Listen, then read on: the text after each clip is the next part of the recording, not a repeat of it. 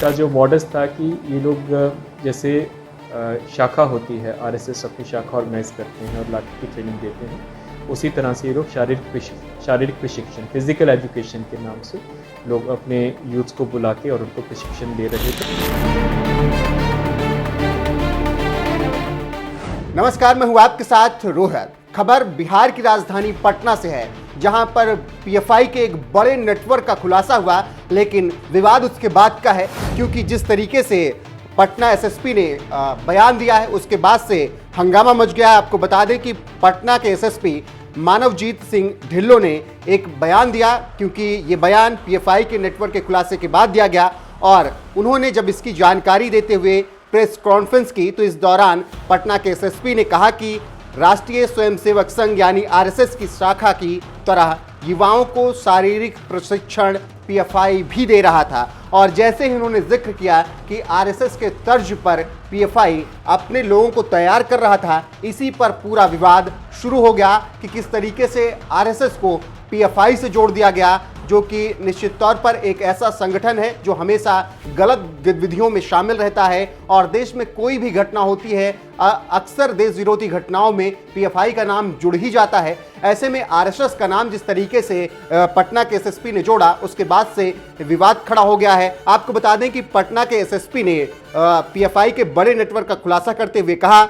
मदरसे से इन लोगों को मोबिलाइज किया जाता था और कट्टरता की ओर मोड़ा जाता था। इसका मतलब वैसे ही है जैसे आरएसएस की शाखा होती है, आरएसएस की शाखा ऑर्गेनाइज की जाती है और लाठी की ट्रेनिंग दी जाती है, वैसे ही इन्हें भी फिजिकल ट्रेनिंग दी जा रही थी और इन्हें प्रशिक्षित किया जा रहा था, और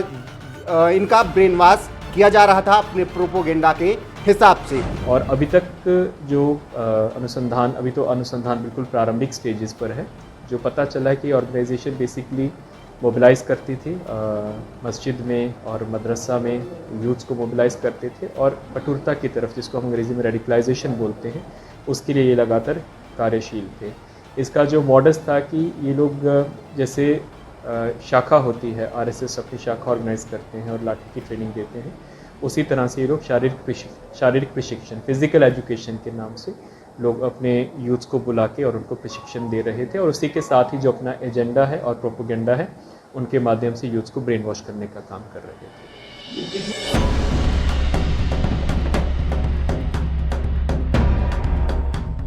और जैसे ही ये बयान उन्होंने दिया, उसके बाद से लगातार ट्विटर पर उनको लेकर प्रतिक्रियाएं भी आने लगी, और आरएसएस से पीएफआई का नाम जोड़ा तो इस पर बवाल मच गया है। आपको बता दें कि ये वो दो संदिग्ध आतंकवादी थे जिनका नाम गांधी मैदान में हुए धमाके से भी जोड़ा गया था, और प्रधानमंत्री नरेंद्र मोदी जब गांधी मैदान पहुंचे थे, तो अब उससे भी लिंक जोड़ा जा रहा है कि ये दो आतंकवादी वही थे जो कि प्रधानमंत्री मोदी की रैली में धमाका करना चाहते थे। फिलहाल पटना के एसएसपी ने कहा कि अभी पीएम के दौरे पर जो खतरा आया था, उसको लेकर कोई स्पष्ट इनपुट नहीं मिला है कि यही लोग थे या कोई और था। और एसएसपी ने इसके आगे भी बताया, अभी जो सबूत मिले हैं उसके आधार पर यह नहीं कहा जा सकता कि पीएम के दौरे को टारगेट करने की प्लानिंग थी, और अभी तक जो जांच में सामने आया है उससे इनका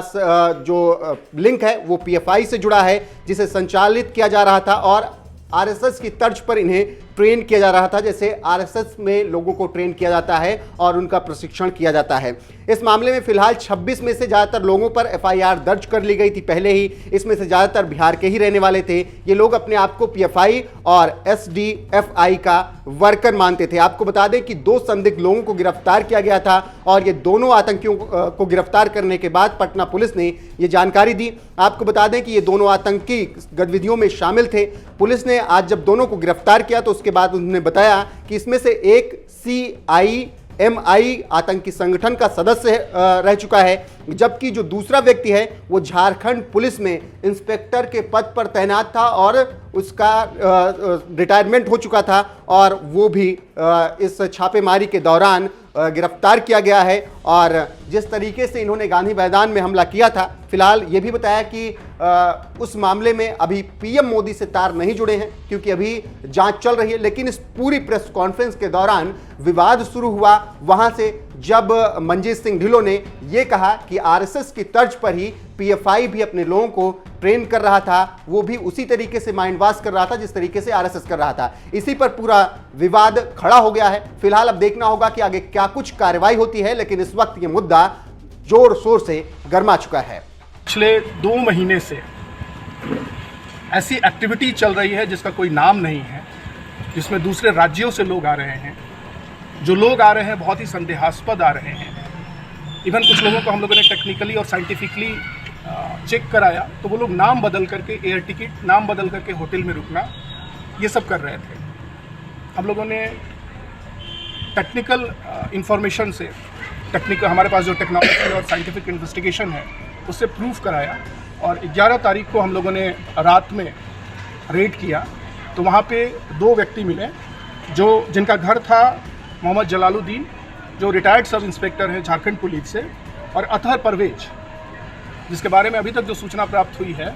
वो सिमी के पूर्व सदस्य रहे हैं। 2001-2 में जब सिमी बैन हुआ था तो बिहार में जो ब्लास्ट हुए थे उसमें इनके छोटे भाई मंजर परवेज जेल गए थे।